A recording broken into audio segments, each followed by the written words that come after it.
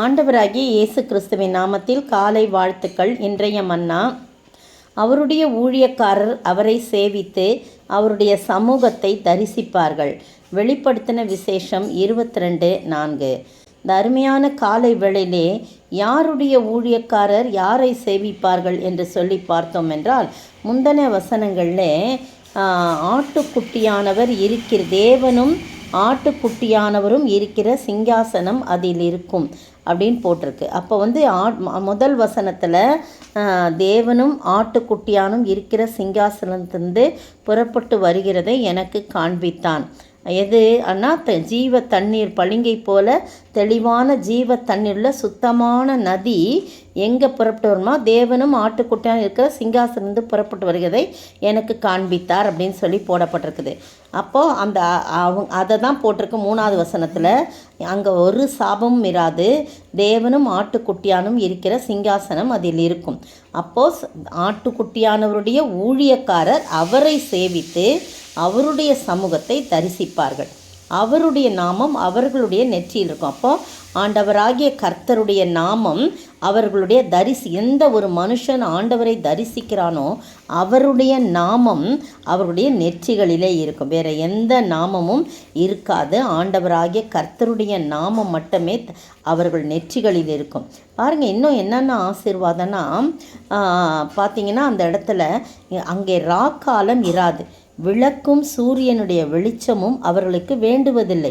தேவனாகிய கர்த்தரே அவர்கள் மேல் பிரகாசிப்பார், அவர்கள் சதா காலங்களிலும் அரசாழ்வார்கள். எவ்வளோ ஒரு பாக்கியம் பாருங்கள். அங்கே சூரியனுடைய வெளிச்சம் இருக்காது, விளக்கு இருக்காது, ஒன்றும் இருக்காது. ஆனால் யார் வெளிச்சமாக இருப்பாராம்? கர்த்தரே அவர்கள் மேல் பிரகாசிப்பாராம். அவர்கள் சதா காலங்களிலும் அரசாளுவார்கள் என்று சொல்லப்பட்டிருக்கு. பாருங்கள், ஏசாயா 60 பாருங்கள் 19-20, இனி சூரியன் உனக்கு பகலிலே வெளிச்சமாயிராமலும் சந்திரன் தன் வெளிச்சத்தால் உனக்கு பிரகாசியாமலும் கர்த்தரே உனக்கு நித்திய வெளிச்சமும் உன் தேவனே உனக்கு மகிமையுமாயிருப்பார். உன் சூரியன் இனி அஸ்தமிப்பதில்லை, உன் சந்திரன் இனி மறைவதில்லை. கர்த்தரே உனக்கு நித்திய வெளிச்சமாயிருப்பார், உன் துக்க நாட்கள் முடிந்து போம் அப்படின்னு சொல்லி ஏசாயால சொல்லப்பட்ட வார்த்தை தான் அங்கு நிறைவேறுகிறதாய் காணப்படும். கர்த்தர் தான் நம்ம மேலே நித்திய வெளிச்சமாக. எப்போ அவரை நாம் சேவிக்கும் போது, அவருடைய சமூகத்திலே அவரை தரிசிக்கும் போது கர்த்தர் தான் நமக்கு வாழ்விலே வெளிச்சமாக இருக்காய். அங்கே இருள் கிடையாது, ராக்காலம் இராதுன்னு போட. அங்கே இருள் நம்முடைய வாழ்க்கையிலே அணுகவே அணுகாது. அப்போ ஏன்னா பளிங்கை போல தெளிவான ஜீவ தண்ணீருள்ள சுத்தமான நதி, அதுதான் ஆண்டவராகிய ஜீவ நதியாகிய இயேசு கிறிஸ்து தான் அந்த நதி. அப்போ தேவனும் ஆட்டுக்குட்டியாக இருக்கிற சிங்காசனத்திலிருந்து புறப்பட்டு வருகிறதை எனக்கு காண்பித்தார். எத்தனை அருமையான காரியம் பாருங்கள். அப்போ பாருங்கள் 2வது வசனத்தில், நகரத்து வீதியின் மத்தியிலும் நதியின் இரு கரையிலும் 12 விதமான கனிகளை தரும் ஜீவ விருட்சம் இருந்தது. அது மாதந்தோறும் தன் கனியை கொடுக்கும். அந்த விருட்சத்தின் இலைகள் ஜனங்கள் ஆரோக்கியம் அடைவதற்கு ஏதுவானவைகளாம்.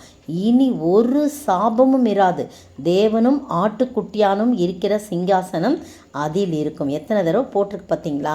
அப்போ ஆண்டவருடைய பிரசன்னம் அங்கே இருந்துச்சுன்னா அவரை சேவிக்கும்போது அங்கே அதை சொல்லப்பட்டிருக்கு, அந்த விருட்சத்தின் இலைகள் எல்லாம் ஜனங்கள் ஆரோக்கியம் அடைவதற்கு ஏதுவானவைகளாம். மாதந்தோறும் அது தன் கனியை கொடுக்கும் என்று சொல்லி இந்த வசனத்தை வைத்து நான் கூட ஒரு புத்தகத்தை எழுதினேன். மாதந்தோறும் புது கனிகள் என்ற புத்தகத்தை எழுதும்படியாக கர்த்தர் கிருபை செய்தார். அந்த மாதந்தோறும் சொல்லும்போது ஒவ்வொரு மாதமும் ஒவ்வொரு கனிகள். ஜனவரி மாதம் சாரமுள்ள கனி, ஜனவரி மாதம் சாரமுள்ள கனி, பிப்ரவரி மாதம் பிரகாசமுள்ள கனி, மார்ச் மாதம் மதுரமான கனி, ஏப்ரல் மாதம் ஏனிமின் கனி, மே மாதம் மேன்மையான கனி, ஜூன் மாதம் ஜீவனுள்ள கனி, ஜூலை மாதம் சூப்பர் கனி, ஆகஸ்ட் மாதம் ஆவியின் கனி, செப்டம்பர் மாதம் செழிப்பான கனி, அக்டோபர் மாதம் அலங்கார கனி, நவம்பர் மாதம் நற்சீர் கனி, டிசம்பர் மாதம் தியாக கனி என்று சொல்லி ஒவ்வொரு மாதம் ஒவ்வொரு கனிகளை வேதத்தின் ஆதாரத்தோடு எழுதும்படியாக கர்த்தர் ஆண்டவர் கிருபை செய்தார். அதற்கு இந்த வசனம்தான் உறுதுணையாக இருந்தது. ஒவ்வொரு நாளும் நாம் ஆண்டவருடைய சமூகத்திலே அவருடைய கனியை புசித்து, அந்த ஜீவ கனியை புசித்து, ஜீவ விருட்சத்தின் கனியை புசித்து, அவருடைய நதியிலே நாம் நம்மை திளைத்து கொண்டு மூழ்கி கொண்டு, அந்த சுத்த ஜீவ தண்ணீர் உள்ள நதியிலே நாம் நம்மை திளைத்து கொண்டு அவரை சேவித்து அவருடைய சமூகத்தை தரிசிக்கும் போது நமக்கு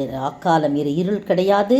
அவரே நித்திய வெளிச்சமாய்ந்து பிரகாசிப்பார். அப்படிப்பட்ட ஆசீர்வாதத்தை நாம் பெற்று வாழ ஆண்டவர் தாமே கிருபை செய்வாராக. ஆமேன். நேற்றைய பதில் சீஷருடைய மனதை திடப்படுத்தி விசுவாசத்திலே நிலைத்திருக்கும்படி அவர்களுக்கு புத்தி சொல்லி நாம் அநேக உபத்திரவங்களின் வழியாய் தேவனுடைய ராஜ்யத்தில் பிரவேசிக்க வேண்டும் என்று சொன்னார். அப்போஸ்தலர் 14:22.